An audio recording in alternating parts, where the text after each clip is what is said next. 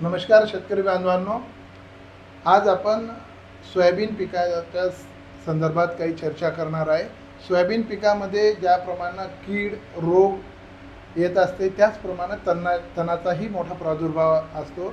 तण ही एक कीटकच असते त्यांच्याकरता।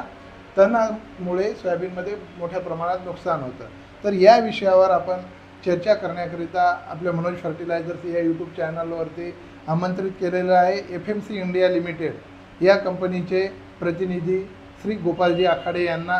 तर आपण त्यांच्याकडनं जाणून घेऊया सोयाबीन पिकाचे तण नियंत्रण कसे केले पाहिजे, कुठल्या पद्धतीने केलं पाहिजे आणि त्यापासून होणारे काय नुकसान आहे हे आपण त्यांच्याकडनं जाणून घेऊया। नमस्कार सर। नमस्कार। तर आम्हाला शेतकऱ्याला एक सांगायचं आहे की बा तणापासून काय नुकसान होतं सोयाबीनचं आणि ते कशा पद्धतीने आपण नियंत्रण केलं पाहिजे। तर शेतकरी बंधूंनो, आपण जर पाहिलं तर सोयाबीन पिकामध्ये कीड रोग आणि तण ह्या अशा आपल्या मुख्य समस्या आहेत। आणि सोयाबीन पिकाच्या सुरुवातीच्या काळामध्ये तण ही आपली एक महत्त्वाची समस्या आहे। आता तणामध्ये बरेचसे तण आपल्या भागामध्ये येत असतात। आता हे तण आपल्या सोयाबीन पिकासोबत त्या ठिकाणी जागा असेल, पाणी असेल आणि अन्नद्रव्य याच्यासाठी स्पर्धा करत असतात। म्हणजे आपण आपल्या सोयाबीन पिकाला जे काही अन्नद्रव्य खतं वगैरे देत असतो तर हे तणच घेत असतात आणि ते आपल्या पिकाला त्या ठिकाणी भेटत नाही। त्याच्यामुळं आपल्या सोयाबीन पिकाची त्या ठिकाणी जशी पाहिजे तशी वाढ होत नाही किंवा पिकाला अन्नद्रव्य न भेटल्यामुळं तिथं त्याच्या उत्पादनावर परिणाम होतो आणि आपली उत्पादकता त्या ठिकाणी घटत असते। मित्रांनो, यांना एक सांगायचं आहे, जर लहान अवस्थेत बाल्यावस्थेत आपण छोटे एक उदाहरण घेऊ। एखादा आपल्याकडं कुत्री आहे, समजा कुत्रीला 2 पिल्ले आहेत, एका कुत्रीला 6 पिल्ले आहेत। अशा वेळेला काय होतं, जेव्हा जास्त पिल्ले असतात तेव्हा त्या कुत्रीचं जास्त दूध पिल्या जाते, ती कुत्री सुदृढ राहत नाही। सेम गोष्ट जमिनीत एक पीक आहे, त्यासोबत कॉम्पिटिशन करणारे तणाचे जास्त प्रकार आहेत। हे तणाचे प्रकार जर तिथं राहिले तर ती तणच तुमचं टाकलेलं खतं जे अन्नद्रव्य आहेत हे पूर्ण खाऊन घेतील आणि पिकाला ते कॉम्पिटिशन करतील आणि त्यामुळे तुमच्या पिकावर दुष्परिणाम येईल। पर्यायानं आपल्या उत्पन्नात कुठेतरी घट येईल।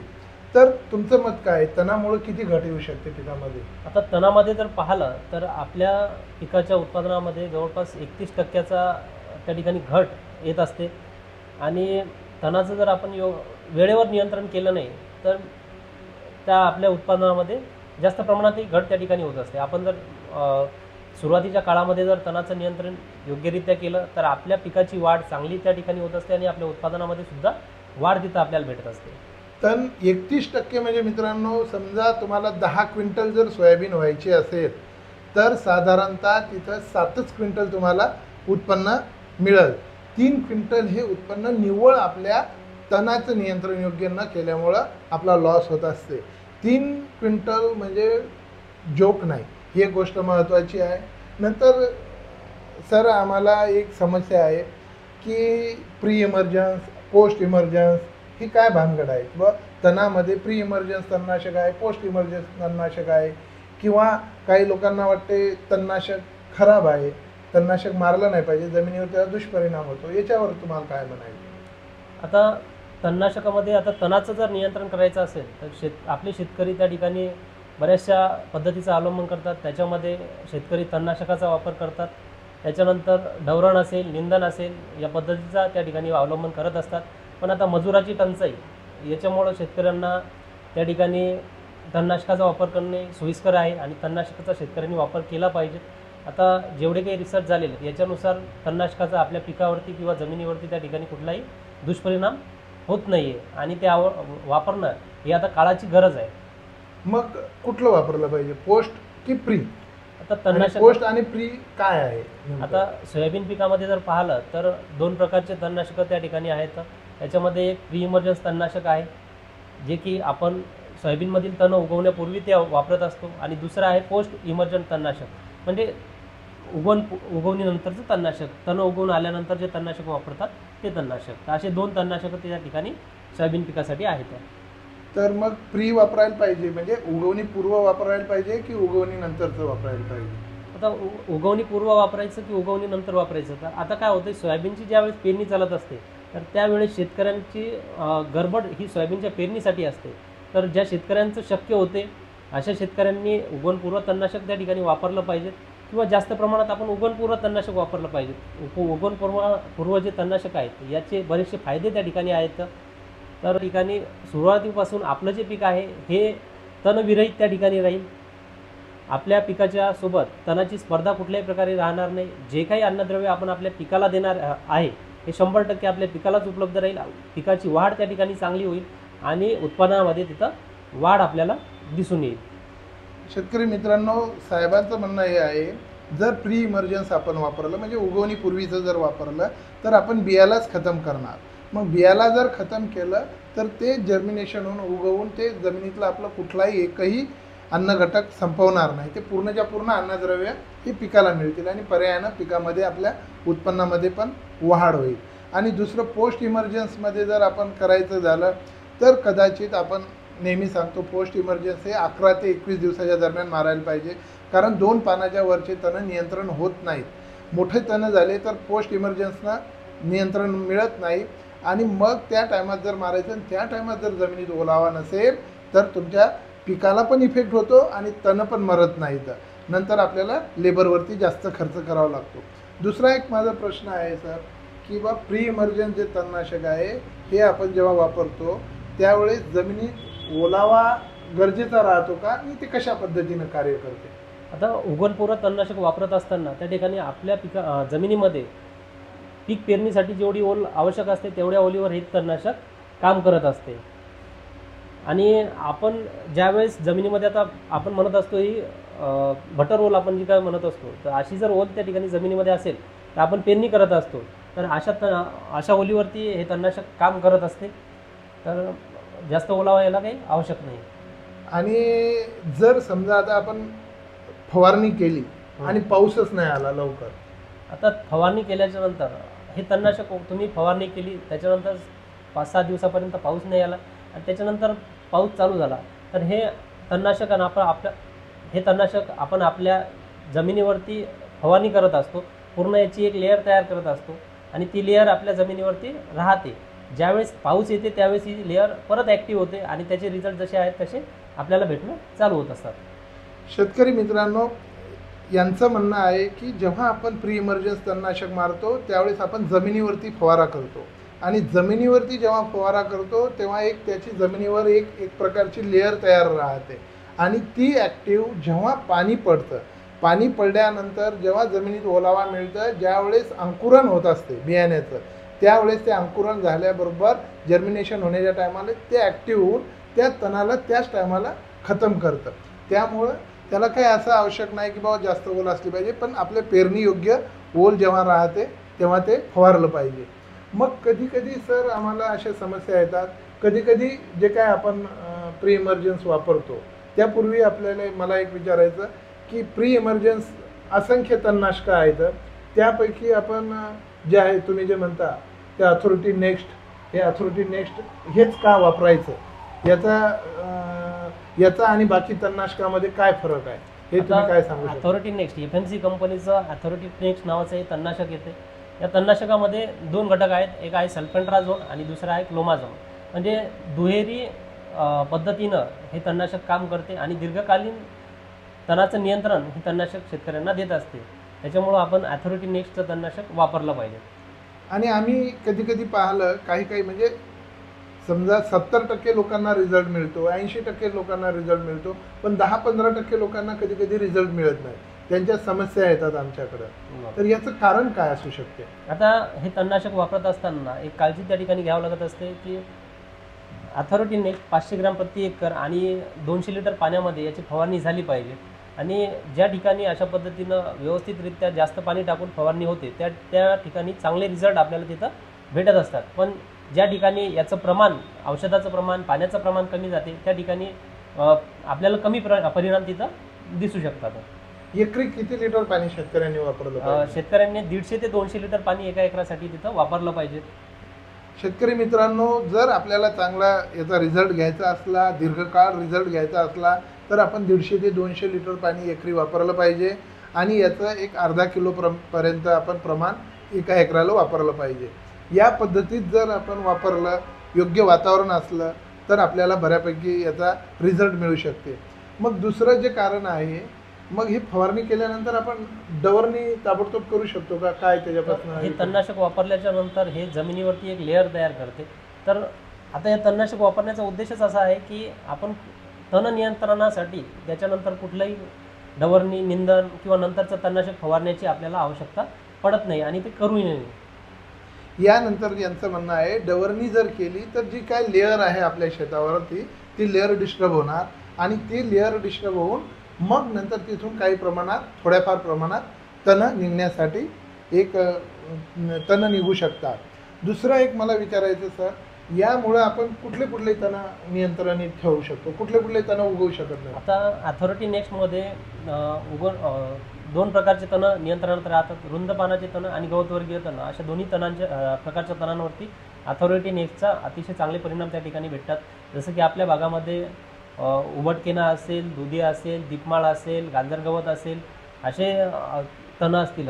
त्याच्यानंतर हे रुंद पानाचे तण आणि गवतवर्गीय तणामध्ये चिमणचारा असेल, सोनेरी गवत असेल, लालदांडी असेल, या तणांवरती अथॉरिटीने चांगल्या पद्धतीचे रिझल्ट आपल्याला देते. त्यानंतर आपल्या भागामध्ये एक लव्हाळ नावाचं तण येते, याच्यावर सुद्धा याचे कमी प्रमाणात रिझल्ट आहेत. लव्हाळ जे आहे शेतकरी मित्रांनो, हे कुठल्याच तणनाशकाने कंट्रोल होत नाही, परंतु अथॉरिटी नेक्स्टमुळं काय होतं, ते उगवल्यानंतर पिवळं पडते, त्याची ग्रोथ जी आहे ती कमी प्रमाणात होते आणि बाकी तणं योग्य प्रमाणात नियंत्रण मिळतात. मग आपण जे आहे शेतकरी कधी कधी त्यांना धांदल राहते, घाई राहते, तर हे पेरणीनंतर किती वेळात मारू शकतो आपण? आता हे समजा आज पेरणी झाली तर कधीपर्यंत आपण मारू शकतो? हे तणनाशक पेरणीनंतर 48 तासाच्या आतमध्ये फवारणी केली पाहिजे. 48 तासानंतर याची फवारणी आपण टाळली पाहिजे. शेतकरी बांधवांनो, ज्या दिवशी पेरणी झाली त्याच्या मागे इमिजिएट आपण फवारा मारू शकतो जर आपल्याकडं व्यवस्थित सुविधा असतील, किंवा पेरणी झाल्यानंतर दुसऱ्या दिवशी दिवसभर आणि तिसऱ्या दिवशी दुपारपर्यंत याचा फवारा आपण मारला तर कुठलीही हानी आपल्याला होत नाही, हे एक लक्षात घ्यायचं. दुसरी एक महत्त्वाची गोष्ट आहे, जे त्या टायमाला कधी कधी झड लागते, पाऊस होते, मग पेरणीच्या सोबतच कधी कधी तण पण उगवलेले राहतात, मग अशा वेळेस रासनी होत नाही. यानं उगवलेले तण नियंत्रित होतात का? नाही, हे तणनाशक उगवणपूर्व तणनाशक आहे आणि आपण जमिनीतले जे तण असतात याच्या नियंत्रणासाठी त्याचा वापर करायचा आहे.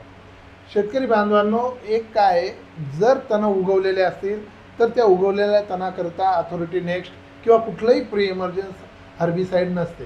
ते तण उगवू नाही याच्याकरता याचा वापर केला जातो. त्यामुळं हे आपण काळजी घेऊन शेतामध्ये फवारा केला पाहिजे. योग्य पाण्याचं प्रमाण घेतलं पाहिजे. योग्य पाण्याचं प्रमाण जर घेतलं, 150 ते 200 लिटर पाण्याचं प्रमाण घेतलं तर आपल्या शेतावरती युनिफॉर्म तो फवारा होईल, प्रत्येक ठिकाणी फवारा पोचल. एक काय राहते मित्रांनो, जेव्हा उगवलेली गोष्ट राहते तेव्हा त्या उगवलेल्या गोष्टीवर पडलं हे आपल्या निदर्शनास येते, परंतु उगवलेली गोष्ट नाही. अशा वेळेस आपण ज्या पद्धतीनं कलर देत असतो भिंतीला, तर कलर देत असतो तर जिथं ब्रश गेला नाही तिथली जागा सुटते.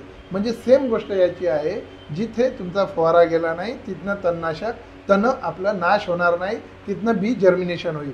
मग आपल्याला वाटते अरे इथं कसं काय उगवलं. दुसरी महत्त्वाची गोष्ट आहे, डबल तण जर कलरचा हात गेला तर तिथं आपल्याला जाड दिसते किंवा ती लेअर वेगळी दिसते. तसंच याचं आहे, जर डबल हात गेला तर पीक करपू शकते, तर ती एक काळजी घेतली पाहिजे. दुसरं एक मला विचारायचं सर, की बाबा काही तणनाशकामुळं सोयाबीन करपण्याचे मोठ्या प्रमाणात आम्हाला काही समस्याला तोंड द्यावं लागलं. असं काही आपल्या अथॉरिटीमध्ये सोयाबीनला काही इजा कुठल्या जमिनीत वापरलं पाहिजे, कुठल्या जमिनीत नाही वापरलं पाहिजे, असं काही सांगू शकता तुम्ही? आता अथॉरिटीनेच वापरत असताना आपल्याला पिकावरती कुठल्याही प्रकारचा परिणाम त्या ठिकाणी होत नाही. कोणत्याही जमिनीमध्ये अथॉरिटीनेच चालते, पण एकदम हलकी घोटाळ जमीन असेल जास्त, तर तिथं कुठल्याही प्रकारचं प्री इमर्जन्स वापरलं नाही पाहिजे. भारी जमिनीमध्ये, मध्यम जमिनीमध्ये आपण ते वापरलं तर कुठल्याही प्रकारची हानी आपल्या पिकाला तिथं होणार नाही. याचं एक आहे, कुठलंही प्री इमर्जन्स जे आहे, ज्या जमिनीमध्ये मातीचं प्रमाण जास्त आहे त्या जमिनीमध्ये वापरायचं, कारण तिथे एक लेअर तयार होत असते. जे गोटाळ किंवा खडकाळ मुरमाळ जमिनी राहतात त्या ठिकाणी जर वापरलं आपण तर ते डायरेक्ट बियाण्याजवळ जर्मिनेशन होते. त्या ठिकाणी गेल्यानंतर एखाद्या वेळेस करपा येऊ शकते, हे आपलं ढोबळ मानानं म्हणणं आहे. पण तरीही साहेबांनी सांगितलं की हलक्या खडकाळ मुरमाळ गोटाळ जमिनीत थोडंसं प्री इमर्जन्स तणनाशक आपण वापरणं टाळलं पाहिजे. हे तणनाशक वापरल्यानंतर काही लोकांना असं समस्या आहे की बाबा सोयाबीन पीक उगवलं नाही किंवा सोयाबीन बियाणं जर खराब असलं, त्यांना डबल जर पेरायचं असलं तर ते सोयाबीन मोडून आपण डबल सोयाबीन पीक घेऊ शकतो की दुसरं पीक पण घेऊ शकतो त्याच्यामध्ये? आता हे तणनाशक वापरल्याच्या नंतर एखाद्या वेळेस जर आपली पेरणी त्या ठिकाणी उलटली तर त्या ठिकाणी आपण सोयाबीन पिका परत पेरणी करू शकतो. आता याचा कुठलाही इफेक्ट हा आपल्या जमिनीमध्ये कंटिन्यू राहत नाही आणि पुढचं जे पीक आपण पेरत असतो रब्बी हंगामामध्ये तर याच्यासाठी कुठलाही इफेक्ट याचा होत नाही. यांचं म्हणणं आहे जेव्हा सोयाबीन इमिजिएट जर पेरायची असली तर आपल्याला सोयाबीनच पेरावं लागेल. त्यामध्ये तुम्हाला झेंडू, कापूस किंवा या टाईपचे जे बाकी पिकं आहेत किंवा तुमचा उडीद, मूग हे पिकं थोडे टाळले पाहिजे इमिजिएट. 1-3 महिन्यानंतर तुम्ही कुठलंही पीक पेरलं तर त्या जमिनीवरती याचा कुठलाही दुष्परिणाम होत नाही. काही लोकांच्या सर डोक्यामध्ये काही जे आता यूट्यूब युनिव्हर्सिटीत किंवा फेसबुक युनिव्हर्सिटीत काही शेतकरी शिकतात किंवा काही अर्धवट राम नॉलेज देतात, माहिती देतात, त्यांचं म्हणणं आहे तणनाशक फवारल्यामुळं जमिनीतले बायो ऑर्गॅनिझम्स मरतात, जीवाणू मरतात. हे याच्यावर आपल्याला कितपत काय म्हणायचं तुम्हाला? काय आता होत या तणनाशकाचा जमिनीवरती कुठल्याही प्रकारचा त्या ठिकाणी परिणाम होत नाही. हे आपल्या जमिनीसाठी, वातावरणासाठी अतिशय संरक्षित तणनाशक आहे आणि याचा रिसर्चसुद्धा त्या ठिकाणी झालेला असतो. शेतकरी बांधवांनो, आपण हे जे प्रॉडक्ट अथॉरिटी नेक्स्ट वापरत आहात हे वापरत आहे FMC इंडिया लिमिटेड या कंपनीचं. FMC कंपनी ही जागतिक लेवलची कंपनी आहे. ही कंपनी कुठलाही रिसर्च केल्याशिवाय, कुठलंही संशोधन घेतल्याशिवाय बाजारात उत्पादन आणत नाही आणि बाजारात उत्पादन आणून ती विकण्याची घाई करत नाही. त्याच्यावरती प्रयोग करतात. जवळपास 8-8, 10-10 वर्ष त्या प्रॉडक्टवर प्रयोग होतो आणि नंतर बाजारात येत असते. त्यामुळं या प्रॉडक्टच्या बद्दल आपल्या डोक्यात कुठलीही जर समस्या असेल तर मी आपल्या यूट्यूब चॅनलवरती श्रीमान आखाडे साहेब, जे गोपालजी आखाडे आहेत, तर त्यांचासुद्धा नंबर मी टाकणार. त्यांनाही तुम्ही कॉन्टॅक्ट करू शकता आणि मनोज फर्टिलायझरचा तर नंबर तुम्हाला आहेच तुमच्याकडे, तो सुद्धा तिथे आहे. ते आमच्यासोबतही तुम्ही कॉन्टॅक्ट करू शकता. कुठलंही तणनाशक वापरायचं असेल तर योग्य सल्ला घेऊन, योग्य प्रमाणात, योग्य टायमाला जर वापरलं तर त्याचा चांगला रिझल्ट मिळत असतो. तुम्हाला हे तणनाशक आणि अदर तणनाशक, अदरपेक्षा अथॉरिटी नेक्स्ट का वापरावं हे जर शेतकऱ्याला सांगायचं की बाबा अथॉरिटी नेक्स्टच वापरलं पाहिजे, याचं शेतकऱ्यांनी बाकीपेक्षा अथॉरिटी नेक्स्टच का घेतलं पाहिजे, काय सांगू शकतो? तर अथॉरिटी नेक्स्ट शेतकऱ्यांनी का वापरलं पाहिजे तर सर्वात महत्त्वाचे मुख्य मुद्दे असे आहेत की अथॉरिटी नेक्स्ट हे तण उगवण पूर्वीचं तणनाशक आहे. रुंद आणि गवतवर्गीय, रुंद पानाची तणं, गवतवर्गीय तणं अशा दोन्ही तणांवरती हे चांगलं नियंत्रण त्या ठिकाणी देत असते. आपल्या भागामध्ये येणारे जे कठीण तणं आहेत त्याच्या बियाण्यावरतीच, म्हणजे बियाण्याचं अंकुरण त्या ठिकाणी होत नाही आणि सुरुवातीपासूनच तण नियंत्रण त्या ठिकाणी करत असते. त्यानंतर याची दुहेरी कार्यपद्धती आहे. 2 घटक त्याच्यामध्ये असल्यामुळं दीर्घकालीन आणि चांगले परिणाम आपल्याला त्या ठिकाणी भेटत असतात. त्यानंतर मातीमधील जे उगवणारं तण आहे याच्यावरतीच नियंत्रण केल्यामुळं सुरुवातीपासून तणाचं नियंत्रण तिथं भेटत असते आणि त्याच्यानंतर तण नियंत्रण करण्यासाठी आपल्याला नंतर कुठल्याही प्रकारचे श्रम करण्याचं काम त्या ठिकाणी पडत नाही. आणि त्यानंतर अथॉरिटीने एक नवीन तंत्रज्ञानाचं तणनाशक आहे. त्यानंतर आपल्या जमिनीमधील जी काही बियाण्याची संख्या आहे, बियाण्याची संख्या कमी करण्याचं काम हे तणनाशक त्या ठिकाणी करत असते. तणाचं बियाणं की सोयाबीनचं पण? नाही, तना आपल्या जमिनीमध्ये जे काही तणाचं बियाणं आहे ते तणाचं बियाणं नियंत्रण करण्यासाठी हे तणनाशक काम करत असते आणि पुढच्या पिकासाठी हे सुरक्षित तणनाशक आहे. म्हणून शेतकरी बंधूंनी अथॉरिटी नेक्स्टचा वापर त्या ठिकाणी केला पाहिजे. सोयाबीन बियाण्याला याचा कुठलाही इफेक्ट नाही? सोयाबीन बियाण्याला कुठलाही इफेक्ट नाही, जमिनीलाही कुठलाही याचा दुष्परिणाम? जमिनीला दुष्परिणाम नाही. शेतकरी बांधवांनो, हे तर झालं आपण जे काय FMC कंपनीचे, FMC इंडिया लिमिटेड या कंपनीचे जे प्रतिनिधी आहेत, अभ्यासू प्रतिनिधी श्री गोपालजी आखाडे यांच्याकडनं आपण अथॉरिटी नेक्स्टच्या संदर्भात भरपूर जाणून घेतलं. आपल्या भागातलं सोयाबीन हे मुख्य पीक आहे. त्यामध्ये आपण सर्वात मोठा आहे तणाला खूप परेशान, कारण मजूर आज आपल्या शेतकऱ्यांना मजूर मिळत नाही. त्यामुळे ह्या गोष्टी आपल्याला समस्या खूप येतात. त्यामुळे आपण अथॉरिटी नेक्स्ट का वापरलं पाहिजे, अथॉरिटी नेक्स्टचाच वापर का केला पाहिजे हे आपण जाणून घेतलं.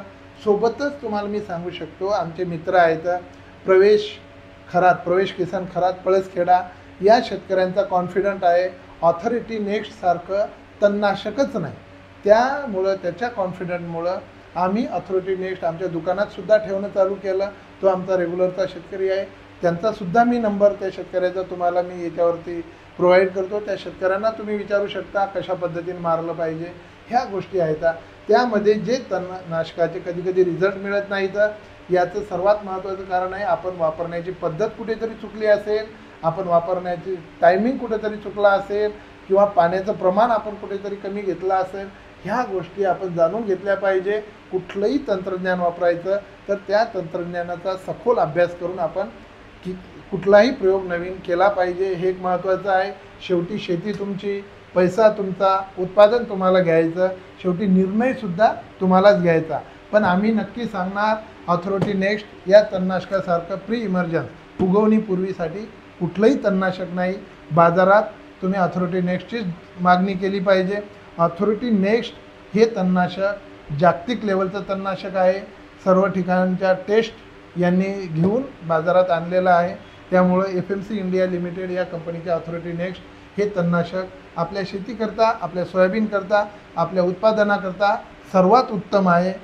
तर ह्या गोष्टी महत्त्वाच्या. आज आपण सोयाबीन पिकावरती सखोल तणा नियंत्रण आणि प्री इमर्जन्सीच का घेतलं पाहिजे याच्यावरती श्री गोपालजी आखाडे FMC इंडिया लिमिटेडचे प्रतिनिधी यांच्याकडनं जाणून घेतलेलं आहे.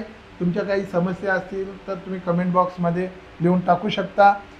तुम्हाला जर हा व्हिडिओ आवडला असेल तर नक्की लाईक करा, सबस्क्राईब करा आणि जास्तीत जास्त लोकांपर्यंत, सोयाबीन प्रेमी लोकांपर्यंत हा पोचवा. धन्यवाद. मनोज फर्टिलायझर्स, मनोज जाधव. धन्यवाद.